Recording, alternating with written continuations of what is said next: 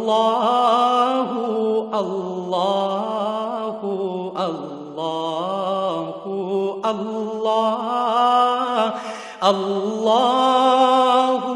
اللہ اللہ اللہ۔ الحمد للہ رب العالمین، والصلاة والسلام علی حبیبہ محمد وآلہ وصحبہ اجمعین۔ اعوذ باللہ من الشیطان الرجیم، بسم اللہ الرحمن الرحیم۔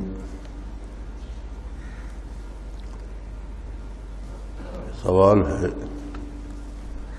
قیامت کی ہولناکیاں سورہ القاریہ، الزلزال، الانفطار، الانشقاق، التکویر اور بہت سے مقامات پر بیان کی گئی ہیں۔ یقیناً یہ بہت بڑا حادثہ ہوگا۔ موت کے سانحے میں فنا فی الرسول حضرات کی ارواح بارگاہ نبوی میں حاضر ہوتی ہیں اور ان کا تعلق جسم سے منقطع کر دیا جاتا ہے۔ کیا قیامت کے اس ہولناک حادثے میں ذاکرین قبروں سے ذکر کرتے ہوئے اٹھیں گے اور ریاض الجنہ کا رخ کریں گے؟ کیا ریاض الجنہ میں قیامت کے اثرات ظاہر ہوں گے؟ کیا دنیا کی طرح جنت میں بھی ذکر و فکر کی محافل مشائخ اعظام کے ہمراہ منعقد ہوں گی؟ کیا پوری جماعت اپنے مشائخ کے ہمراہ جنت میں داخل ہوگی؟ بعض اوقات حادثات پیش آتے اور بعض لوگوں کو اس کی خبر نہیں ہوتی۔ روز محشر ذاکرین سال میں بھی ہوں گے کہ نہیں اس حادثہ کی خبر نہ ہو۔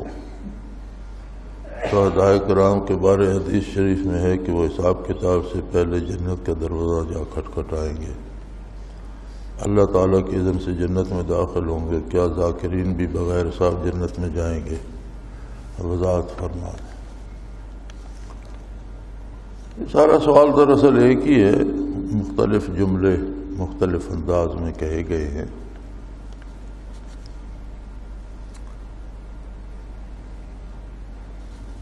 قیامت کا حادثہ یقیناً بہت بڑا حادثہ ہوگا، اس لیے کہ اللہ کریم نے قرآن حکیم میں جگہ جگہ اسے ارشاد فرمایا ہے، اور کسی ایک جگہ نہیں، متعدد جگہ، صرف ان آخری صورتوں میں نہیں بلکہ قرآن حکیم میں بہت سی جگہوں پر قیامت کا ذکر آتا ہے اور اس کی ہولناکیوں کا ذکر آتا ہے۔ لیکن قرآن کریم میں یہ بھی موجود ہے کہ بعض ایسے لوگ بھی ہوں گے جنہیں اس حادثے کی کوئی خبر نہیں ہوگی، جنہیں اللہ کریم اس سے محفوظ رکھے گا۔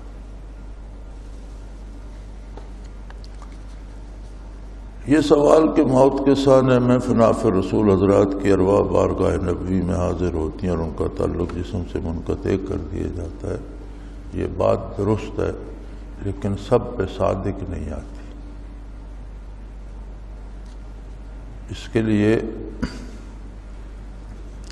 اللہ کریم کی پسند ہے، اور غالباً اس میں یہ بات ضرور ہوگی کہ اس محاکمے میں کتنی گہرائی اور کتنی گہرائی ہے، کتنا خلوص اور کتنا مجاہدہ ہے۔ ہر ایک کو تو شاید یہ سعادت نصیب نہ ہو، جس طرح یہ کہا گیا ہے کہ شہداء کرام کے بارے حدیث شریف میں ہے کہ وہ حساب کتاب سے پہلے جنت کا دروازہ جا کھٹکھٹائیں گے۔ یہ تمام شہداء کے لیے نہیں ہے، یہ بعض مخصوص حضرات کے لیے ہے، اور ان چوٹی کے شہداء کے لیے ملتا ہے جو حضور صلی اللہ علیہ وسلم کی معیت میں جام شہادت پی گئے۔ ہر شہید کے لیے نہیں ملتا۔ ہر عبادت کرنے والا ایک سطح کا نہیں ہوتا، ہر ذاکر ایک سطح کا نہیں ہوتا، ہر مراقبہ کرنے والے کا پیمانہ ایک نہیں ہوتا، بلکہ پہلی شرط تو مقبولیت ہے، اللہ قبول فرما لے۔ حدیث شریف میں یہ بھی وارد ہے کہ زندگی میں کسی کی ایک تسبیح قبول ہو گئی، اس نے سبحان اللہ کہا یا سبحان ربی الاعلیٰ کہا یا الحمدللہ کہا، سبحان ربی العظیم کہا، ایک تسبیح قبولیت پا گئی تو وہ نجات کے لیے کافی ہے۔ لیکن شرط تو قبولیت ہے، اور قبولیت اللہ کے پاس ہے، ہمارے پاس اس کی رسید نہیں ہوتی۔ جو گناہ ہم کرتے ہیں وہ واضح ہے، ہمیں پتہ ہے کہ یہ غلط ہے اور ہم نے غلط کیا ہے۔ جو نیکی ہم کرتے ہیں اس کی قبولیت کی سند ہمارے پاس نہیں ہوتی، وہ اللہ کریم کے پاس ہے۔ وہ قابل قبول ہے نہیں، اس کی بارگاہ کے لائق ہے نہیں، اس میں کتنا خلوص ہے، اس میں کس قدر ہم نے تضرع اور خشوع و خضوع اختیار کیا، بہت سی چیزیں اس میں کاؤنٹ ہوتی ہیں، اور وہ قادر ہے۔ بہرحال نیکی ہے، ضائع نہیں ہوتی۔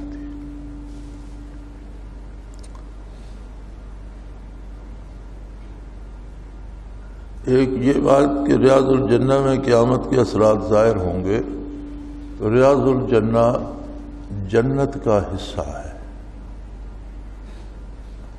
عرش عظیم، جنت و دوزخ، بیت اللہ شریف اور ریاض الجنہ، یہ علماء کرام نے لکھا ہے کہ یہ مستثنا ہے قیامت کے حادثے سے۔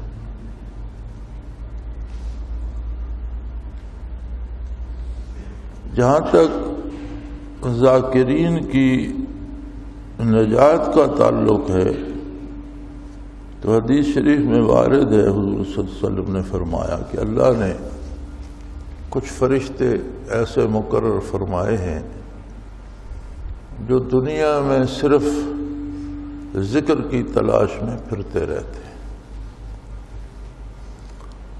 اور جہاں کہیں کوئی ذکر کر رہا ہوتا ہے تو کسی ایک کو بھی خبر ہوتی ہے تو وہ دوسروں کو بھی بلاتا ہے کہ آ جاؤ یہاں ذکر ہو رہا ہے، اور وہ جمع ہوتے رہتے ہیں، حتیٰ کہ پیچھے آنے والے اوپر کھڑے ہوتے جاتے ہیں دیکھنے کے لیے کہ ان آسمان تک جا ان کے سر پہنچتے ہیں، اور جب ذکر ختم ہوتا ہے تو وہ بابرگاہ الہی میں حاضر ہوتے ہیں۔ وہ جانتا ہے لیکن ان سے پوچھتا ہے کہ تم کہاں رہے؟ اللہ کریم ہم تیرے ذکر کی تلاش میں تھے، تیرے کچھ بندے تیرا ذکر کر رہے تھے، ہم وہاں حاضر تھے۔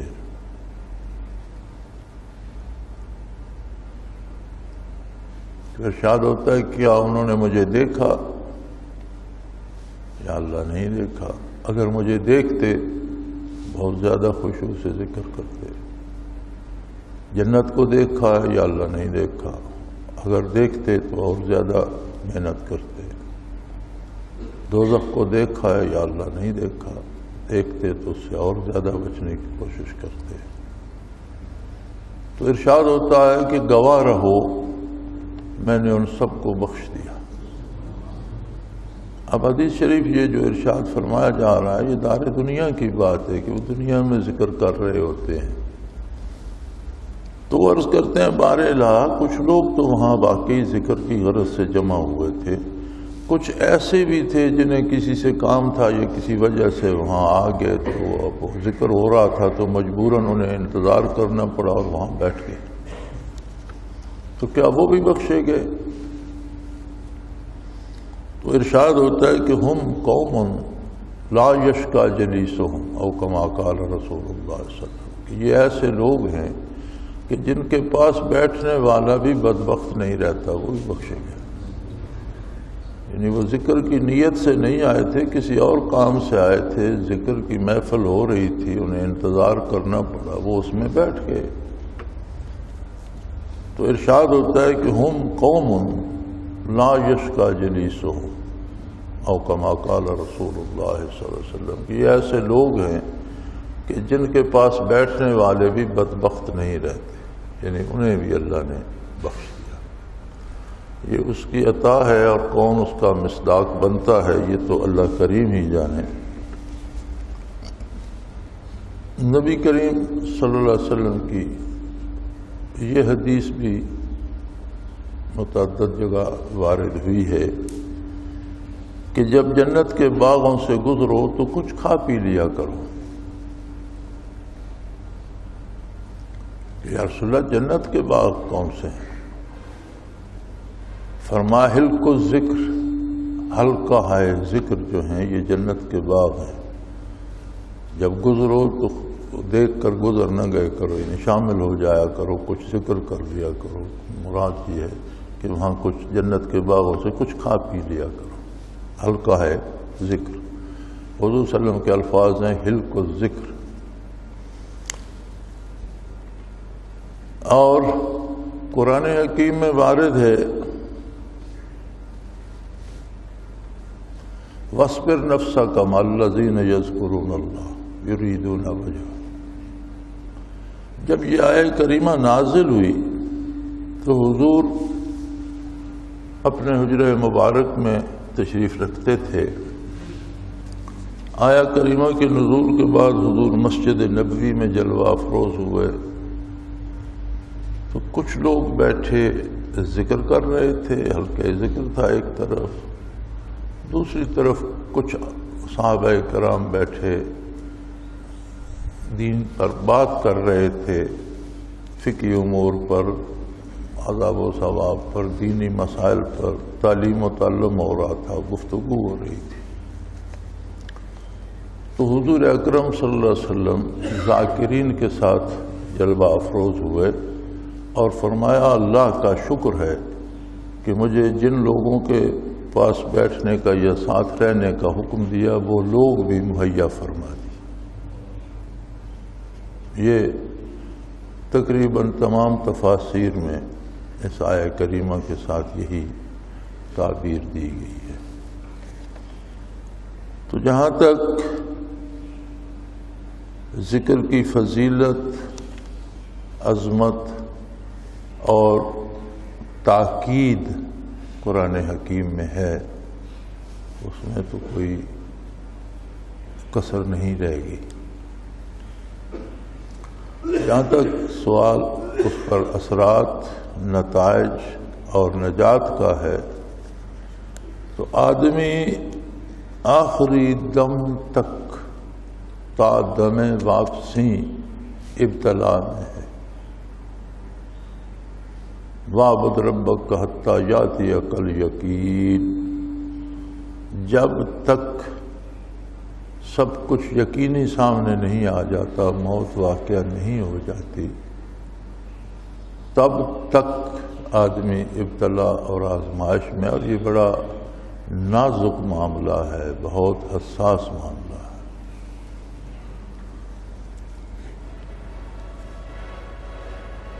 اللہ کی مرضی کہ وہ کسی معمولی سی لغزش پہ گرفت کر لے اور اس کی مرضی ہو بڑی بڑی خطائیں معاف کر دے. وہ بے نیاز ہے، محتاج نہیں ہے، کسی سے اسے غرض نہیں ہے.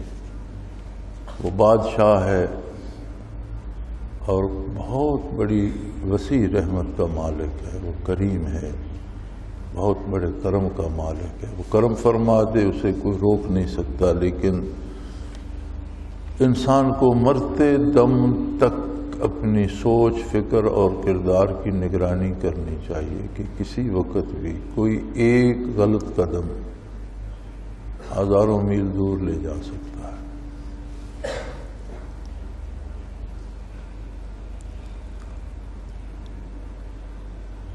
حضرت رحمۃ اللہ تعالی علیہ کو ایک مسئلے کے متعلق مطالعہ کرنا تھا، اس کی تفاصیل جاننا تھی.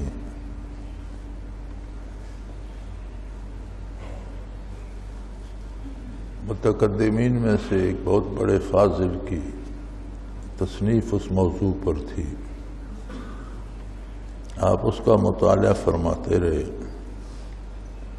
ایک جگہ کچھ اشتباہ سا پیدا ہوا کہ اس جو کچھ یہاں یہ الفاظ ہیں ان سے مراد کیا ہے.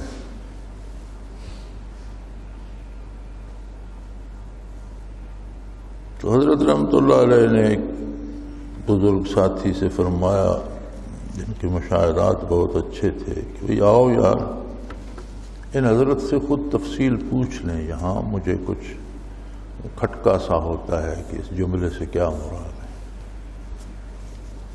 بہت بڑے فاضل تھے، متقدمین علماء میں سے تھے اور بہت عظیم نام ہے ان کا۔ انہوں نے مراقبہ کیا تو عرض کی کہ حضرت ان سے تو بات نہیں ہو سکتی۔ کیوں نہیں ہو سکتی؟ حضرت کی عادت مبارک تھی کہ خود اس طرح کے مراقبات نہیں کرتے تھے، ساتھیوں سے کہہ دیتے تھے یار یہ فلاں سے پتہ کرو، یہ فلاں سے، کہ حضرت بڑا شدید عذاب ہو رہا ہے۔ حضرت بڑے حیران ہوئے، انہوں نے کہا یہ کیسے ہو سکتا ہے؟ عجیب بات کر رہے ہیں، آپ کو غلطی لگ رہی ہوگی، لیکن جب خود توجہ فرمائی تو فرمانے لگے بات تو تمہاری درست ہے۔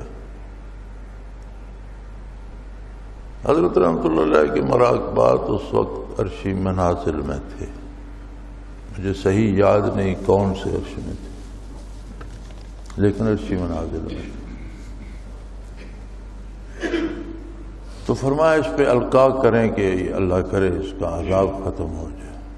اور اس کی حضرت ہتھکڑیاں بیڑیاں لگی ہوئی ہیں، فرشتے مار رہے ہیں، اور فرمایا القاء تو کریں۔ حضرت نے بھی کیا، ساتھیوں نے بھی، لیکن کوئی فرق نہ پڑا۔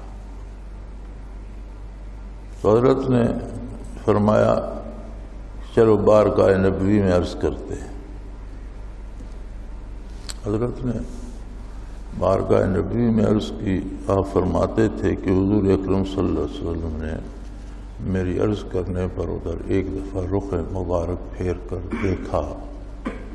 حضور علیہ السلام کی نظر مبارک کا پڑنا تھا کہ وہ ہتھکڑیاں بیڑیاں ٹوٹ گئیں، فرشتوں نے عذاب چھوڑ دیا، قبر روشن ہونے لگ گئی۔ آہستہ آہستہ ان کا جو حلیہ تھا شکل، چونکہ عذاب میں شکل انسانی نہیں رہتی، تبدیل ہونا شروع ہوا، انسانی شکل میں آ گئے۔ تو فرمایا ہم تو یہ مسئلہ پوچھنے کے لیے حاضر ہوئے تھے۔ انہوں نے کہا مجھے کچھ یاد نہیں، اور مدت مدید سے مار کھا کھا کر میری ہڈیوں کا بھی چورا بن چکا ہے۔ فی الوقت مجھے کچھ نہ کہو، میرے لیے کچھ کر سکتے ہو تو وہ کرو۔ چنانچہ انہیں ابتدائی مراقبات کرائے گئے۔ فنا فی الرسول تک حضرت فرماتے ہیں جب فنا فی الرسول میں پہنچے تو عرض کرنے لگے کہ اب میرے لیے یہ کافی ہے، اب آپ مجھے چھوڑ دیں، بس میں اس بارگاہ میں ٹھیک ہوں۔ تو فرماتے تھے کہ نبی کریم صلی اللہ علیہ وسلم نے 2 جوڑے لباس کے منگوائے، بہت خوبصورت، ایک انہیں عطا فرمایا اور ایک فرمایا مجھے عطا کیا گیا، لیکن حضور نے فرمایا اس کے لیے رکھ دو، جب یہاں آئے گا تو یہ اسے دیں گے۔ اب یہ بات ہوئی، بات ختم ہو گئی۔ میرے دل میں یہ سوال رہا کہ ان پر اتنی گرفت کیوں آئی؟ عالم بھی بہت پائے کے تھے اور لوگ ان کی تحقیق و تدقیق پہ آج بھی عمل کرتے ہیں، نیک بھی تھے اور صاحب حال بھی تھے، اور مشاہدات ان کے بہت تیز تھے، بلکہ انہوں نے بعض چیزیں دنیا امور پر آنے والے زمانوں کے لیے بھی نشاندہی کی جو بعد میں حرف بحرف صحیح ثابت ہوئی۔ تو ایک دن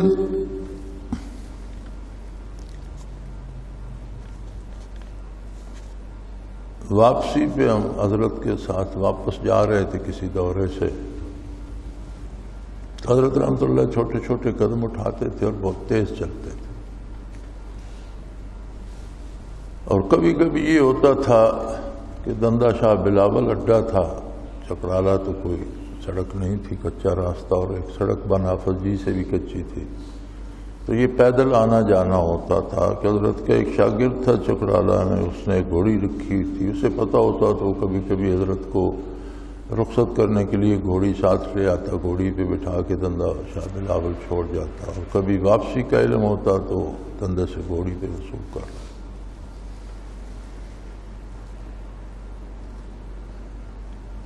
تو وہ گھوڑی لایا ہوا تھا، حضرت اس گھوڑی پہ سوار ہو گئے، ہم ساتھ تھے، 5-6 ساتھی تھے۔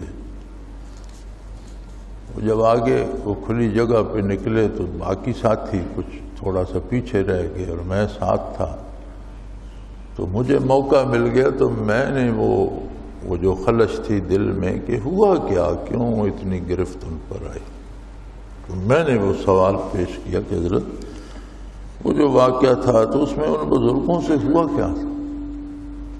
تو حضرت مسکرائے اور فرمایا کہ انہیں اللہ نے بہت واضح اور تیز مشاہدات دیے، وہ ایک حد تک اپنے مشاہدات پہ اعتماد کرنے لگ گئے تھے جو اللہ کو پسند نہیں تھا۔ فرماتے تھے مجھے بھی حیرت ہوئی تھی، یہ میں نے بھی ان سے پوچھا تھا، تو انہوں نے فرمایا کہ جب موت کا وقت آیا تو میرے سامنے ایک واضح سڑک نما راستہ بن گیا، راستہ دین تھا، قرآن و حدیث کا تھا، مجھے اس پہ جانا تھا، کہ اچانک میں نے دیکھا کہ ایک بہت خوبصورت راستہ اس کے ساتھ ایک اور بن گیا۔ تو میں نے سوچا یار یہ بڑا خوبصورت ہے، اس پہ چلتا ہوں۔ میں نے قدم اٹھایا، پاؤں اٹھایا رکھنے کے لیے، رکھا نہیں کہ مجھے فوراً خیال آیا کہ یہ کہیں شیطان نے نہ بنا دی، میں نے پاؤں واپس رکھ لیا۔ اس پاؤں اٹھانے میں سارے منازل سلب ہو گئے، صرف ایمان بچ گیا جس کی وجہ سے آج نجات ہو گئی ہے، ورنہ ساری عمر کی یہ باتیں، سارے مراقبات، سارے اذکار اس پاؤں اٹھانے میں سلب ہو گئے اور میں آج تک عذاب بھگتتا رہا۔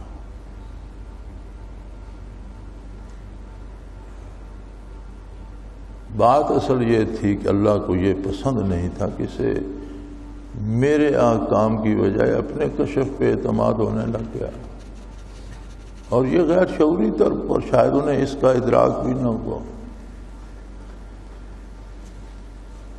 لہذا جہاں تک نجات ہے وہ تو قرآن کریم میں بھی جگہ جگہ ارشاد ہے، نبی کریم صلی اللہ علیہ وسلم کے ارشادات میں بھی موجود ہے، بلکہ دنیا میں زندہ ذکر کر رہے ہوتے ہیں تو ان کی نجات کا اعلان کر دیا جاتا ہے، لیکن انجام تک کون پہنچے گا، اس نعمت کو کون باقی رکھے گا، ان انعامات کو کون باقی۔ آپ دنیا میں بھی دیکھتے ہیں کہ حکومتیں خوش ہو کر بعض لوگوں کو جاگیریں ادا کر دیتی ہیں، اور پھر انہی کی کسی غلطی کی پاداش میں جو کچھ پہلے ہوتا ہے وہ بھی سلب ہو جاتا ہے اور جیل چلے جاتے ہیں۔ تو معاملے کی نزاکت جو ہے اس کا عالم یہ ہے کہ بندہ مشت غبار ہے اور معاملہ اللہ رب العزت کے ساتھ، اور اس مشت غبار کے پیچھے ابلیس لعین اور اس کی بے شمار فوج اور لشکر بھی پڑا ہوا ہے، اور اس کا اپنا نفس بھی دنیاوی لذات کا بہت طالب ہے۔ تو ایک کمزور سی مخلوق ہے اور اس کے اتنے دشمن ہیں، ماحول، معاشرہ، رویے، دنیا کے اعتراضات، دنیا کے دباؤ، دوسری طرف کے لالچ، بے شمار آزمائشیں ہیں۔ وہ ایک پنجابی کا ہے محاورہ کہ اوکھی جاگ چنہاں دی کوئی ورلا لگ سی پار۔ تو یہ گرداب و بلا سے بھرا ہوا ایک دریا ہے، اللہ کی تائید سے اور اس کی نصرت اور اس کی مدد سے ہی کوئی پار پہنچ سکتا ہے۔ لیکن جسے اللہ نے استقامت دی اور اس پہ رحم فرمایا اور اس کے مجاہدے کو قبول فرمایا،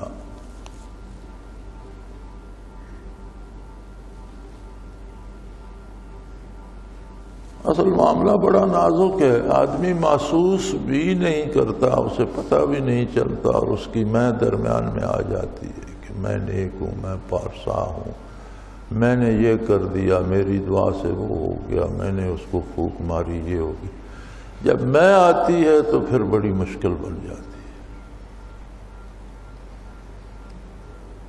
اور پھر عجیب عجیب حربے ہیں شیطان کے، بے شمار لوگوں کو اس بات پہ لگا دے گا کہ وہ آپ کی تعریف کرتے رہیں اور آپ کو بڑا پارسا اور نیک بتاتے رہیں، اور وہ آپ کے ہاتھ پاؤں چومتے رہیں اور آپ کو غلط فہمی میں مبتلا کر، طرح طرح کی، کسی کو آپ کو گالیاں دینے پہ اور مقدمے کرنے پہ، پریشان کرنے پہ لگا دے گا، کوئی پریشان کرتا رہے گا، دوسرا آپ میں خدائی اوصاف ماننے پہ شروع ہو جائے گا۔ یہ اتنا آسان نہیں ہے، قدم قدم پر تائید باری کی ضرورت ہے، اور سانس سانس کے ساتھ اللہ جل شانہ کی رحمت درکار ہے۔ ہاں اللہ کرے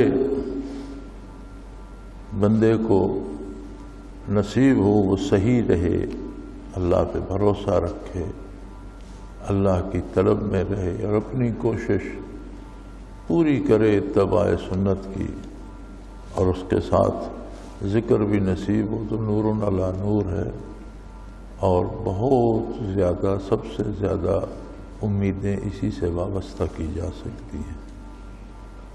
وآخر دعوانا الحمدللہ رب العالمین۔ الحمدللہ رب العالمین والصلاة والسلام علی اللہم ربنا لا تقتلنا بغضبک ولا تہلکنا بعذابک واعف عنا قبل ذلک۔ اللہم ربنا لا تسلط علینا من لا يرحمنا، انت ولینا فی سفرنا وحضرنا فی مالنا واہلنا، انت ولینا فی الدنیا والآخرہ، توفنا مسلمین والحقنا بالصالحین۔ اللہم انصر الاسلام والمسلمین، اللہم اللہم ربنا وفقنا لما تحب وترضى واجعل آخرتنا خيرا من الأولى۔ اللہم ربنا سهل لنا امورنا كلها في ديننا ودنيانا، رب يسر رب يسر رب يسر ولا تؤثر وتمن بالخير۔ اللہم انزل علينا من السماء ماء مباركا نافعا غير ضار، نافعا غير ضار، نافعا غير ضار، والذي ينزل الغيث من بعد ما قنط وينشر رحمته وهو الولي الحميد، وهو الولي الحميد، وهو الولي الحميد۔ وصلى الله تعالى على حبيبه محمد وعلى سبينا برحمتك يا الله الله الله الله الله اللہ اللہ۔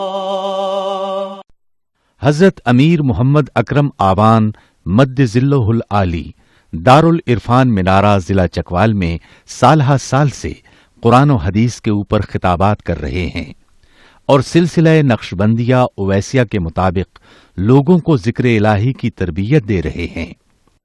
وہ قرآن پاک کی تفسیر ترتیب وار بیان کر رہے ہیں۔ تفسیر قرآن کو وہ موجودہ ملکی اور بین الاقوامی حالات کے مطابق بیان کرتے ہیں۔ موٹر وے سے کلر کہار کے انٹرچینج سے نکلتے ہوئے، کلر کہار کی جھیل سے ہوتے ہوئے، میانی، بوچھال اور نور پور سے گزرتے ہوئے دارالعرفان منارہ پہنچ سکتے ہیں۔ حضرت امیر محمد اکرم آوان نے بچیوں اور بچوں کی دینی اور دنیاوی تعلیم کے لیے سقارہ اکیڈمی کے نام سے ایک درسگاہ بھی قائم کی ہے، جس کا افتتاح ملک پاکستان کے صدر جنرل محمد ضیاء الحق نے اپنے دست مبارک سے کیا تھا۔ وہ تمام احباب جو اسلام کی طلب رکھتے ہیں ان سے گزارش ہے کہ دارالعرفان منارہ ضلع چکوال میں امیر محمد اکرم آوان صاحب کے خطابات سے مستفید ہوں۔ وہ ہر جمعے کو نماز سے پہلے بیان فرماتے ہیں۔ ہر ماہ کی پہلی اتوار کو ماہانہ اجتماع ہوتا ہے جس میں آپ خصوصی خطاب فرماتے ہیں، اور پاکستان کے چاروں صوبوں سے احباب اس اجتماع میں شرکت کرتے ہیں۔ اس کے علاوہ یہاں سال میں 2 مرکزی اجتماعات بھی ہوتے ہیں، ایک رمضان المبارک میں اعتکاف کا اجتماع اور دوسرا جولائی اور اگست میں 40 دن کا اجتماع ہوتا ہے جس میں روحانی تربیت کی جاتی ہے۔ اپنا خون سیماب دے کر اتنا ہم کر جائیں گے، نام آقا کا چمن میں پھر رقم کر جائیں گے۔